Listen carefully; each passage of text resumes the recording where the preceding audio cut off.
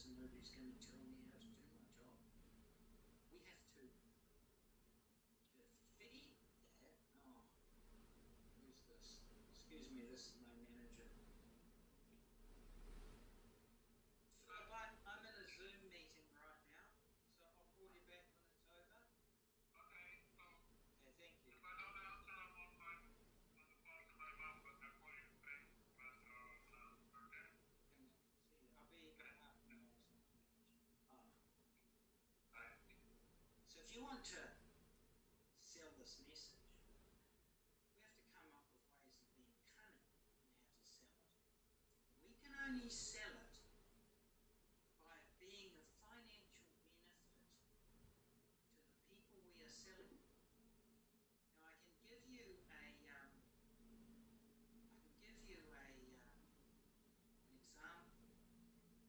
In our country, we used to sell washing powder in supermarkets in these great big packets, giant packets, $2, whatever, you get this giant pack of washing powder. Now, the truth of the matter was there was not very much washing powder in it. You used to get washing powder, and then they'd fill it up with salt and chalk, so that it seemed to be a big packet. We went to the manufacturers to say, all the salt coming into our wastewater treatment plants is an issue. It upsets the flock. We don't want all the salt. And you take the salt out of all the washing powders, the sanitizers are bad enough, but the salt's wrecking our process. We don't want to process brine. We want to process seawater, we pump water out of the sea. And they wouldn't. They never did. They never would. They just wouldn't. And then one day, one of our working groups came up with this very smart idea of packaging it that supermarket space is expensive. And they sold them on the idea that in order to make more money, we need to find ways of getting more product into less space, because we'll save money on trucks, we'll save money on shelving, and we'll make more money. And then all of a sudden, they came out with these green campaigns that, oh, we're so good, we're just selling you concentrates now, and we're so excellent, we're doing this to save the planet. And that's all bullshit. We're just doing it to make more money. Because we showed them a way of making money by selling concentrated powders, they then developed this huge marketing campaign to sell concentrated powders as an environmentally friendly solution, but it just meant they could get 5 times more product on the same shelf. And if we want to sell this wastelessness, I feel we have to do the same thing. We have to come up with ways that someone makes money. Either the consumer makes money because they get charged less for their waste. So the less waste you have, the less trucking fees you pay at your rubbish bin, for instance. Maybe if you've got big bins and you go to small bins, you get a rebate if you go to a small bin. Right? The Japanese did it very cleverly. Japanese, most of the people I know in Japan, they have a waste collection every single day, but it's for a specific waste. So they break their recycling and their organics up into 7 bins, and there's 1 per day. And they divide everything up. So that meant that at the waste receiving centre, they don't have to store waste, because all the waste that comes in is exactly the same waste. So that produced cost savings and economies of scale by not having to have these sorting centres. Now the other thing is that we did have an advantage there with the Japanese, because the Japanese population is such that if you instruct everybody to do something, they just actually will do it. It's not about, I saw this wonderful post. It was a truck sign on the bridge. It said, warning, stop, bridge washed out. And then underneath in smaller writing it said, however, if you feel that this impinges on your personal liberties to make your own decisions, please feel free to drive off. But you were going to drive off the bridge that was washed out. But if you felt you shouldn't be told what to do, you go right ahead. Right? So we have a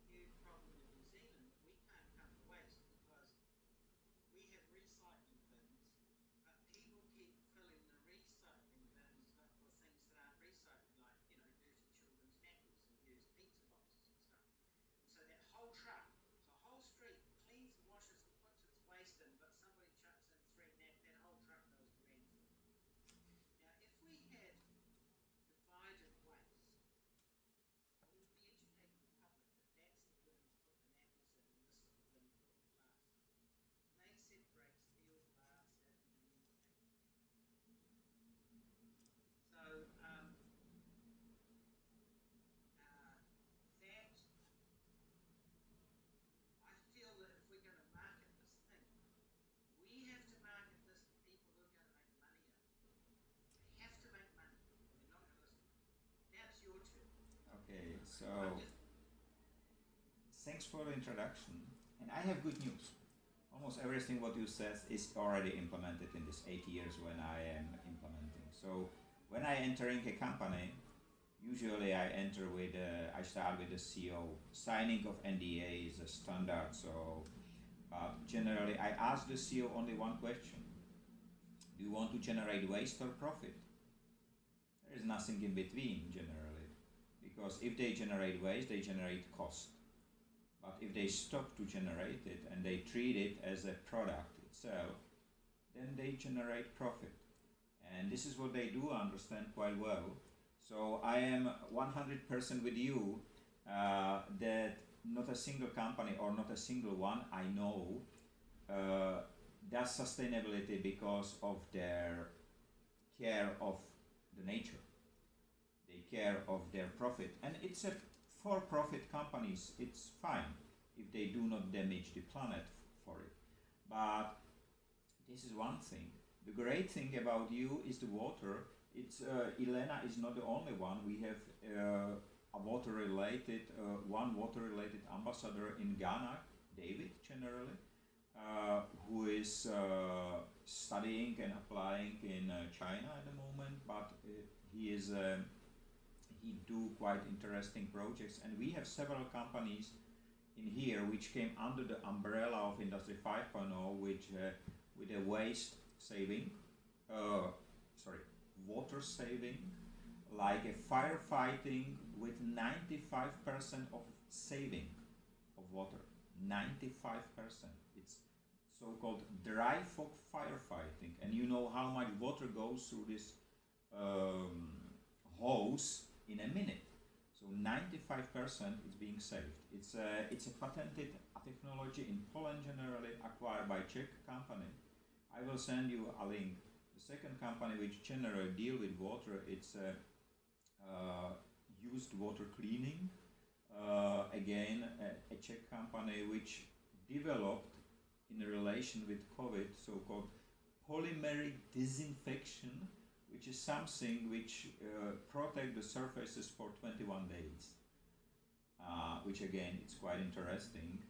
And they do as well a technology which can be interesting for you, which clean up. You can drink a water directly from a river in a city, let's call it. I don't know how the rivers for sure looks much better than rivers in here.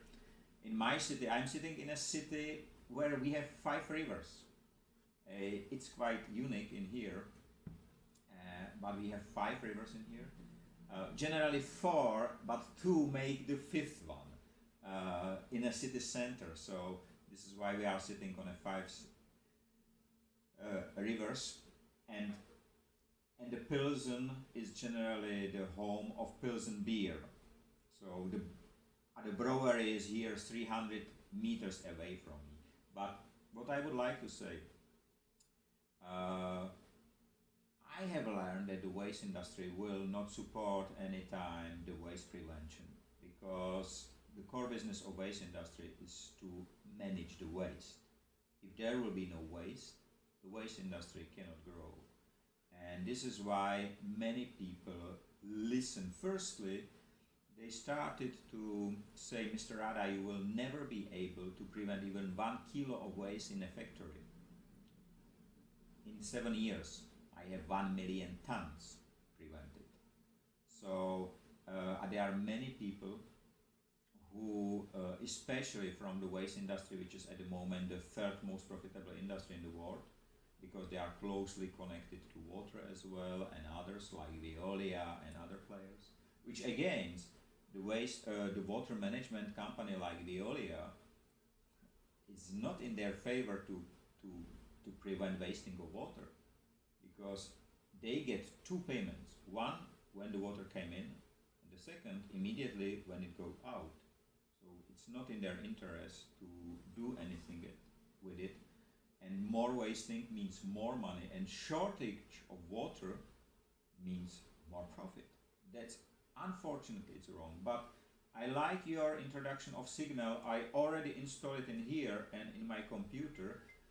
But generally, what I say all the time when we are speaking about that somebody is listening to us, and so on. There are three principles on which Industry 5.0 is built: transparency of everything and everyone, profit sharing. This is what you mentioned: give the money, give the people money, and they will do. And the third one is efficiency. I am logistician for 30 years. I even educate logistic efficiency, and I am being hired by global companies to improve the supply chains, global supply chains. So my brain ticks somehow special. I am connecting things which are usually not connected, and I make a third thing out of it. And Industry 5.0 was one of the processes which I generally invented after being for 23 years in a business. And regarding the Japanese, I worked for 5 years for Sumitomo Corporation, which is the second largest Japanese corporation, as the only non-Japanese manager on a European logistic division. So for me, Japan was all the time a role model. I am doing for 30 years martial arts and study the literature and so on. So I'm more Asian, even I do not look like that. But and Zen is closer to me than any religion. But I'm not a religious person myself. But within these 5 years, I have learned. In Czech we say that every bread has two sides, or every coin has two sides, and I have learned the other side of the Japanese coin, of course, which has been shown after the Fukushima power station, when the people have learned that even the Japanese can lie, and that was the biggest destruction of Japanese economy ever. I was working at the time for Panasonic, and the sales of Panasonic products in Europe, especially TVs, dropped by 80% after they announced because nobody says, okay, it can happen generally. It can happen that a power station get broken because of the earthquake. This is something what everybody can imagine. But at that time, nobody imagined that it get broken because of wrong work and because of lies of the Japanese company. And this lie generally cut it down by 80% from one day to another across Europe, and it never returned. Never. So I have learned. That's hard because I mean, when China speaks, they know they're lying because they speak. If their lips are moving, they're lying because they're only giving the line of the CCP, and that's not a personal opinion. That's our ex-prime minister in the UN actually said that, basically, with words to that effect. So when the Chinese get caught out on a lie so directly, nobody cares because people know that China lies. The administration's not to be trusted. But when you have something like Japan, which was built on an honest system for 700 years since the samurai, for them to lie, that's catastrophic. I understand how they do it. I have great respect for Japan myself. I have done work there, not as a water scientist. I actually spent more than 30 years of my life as a performing magician. I've worked in 26 countries and had quite a reasonable magic show, about 10.75 tons to containers. In fact, in 2019 I was traveling through Prague because I was performing in Vienna then. So I've had a lot of dealings with a lot of companies because of that, because the companies are pretty extraordinary.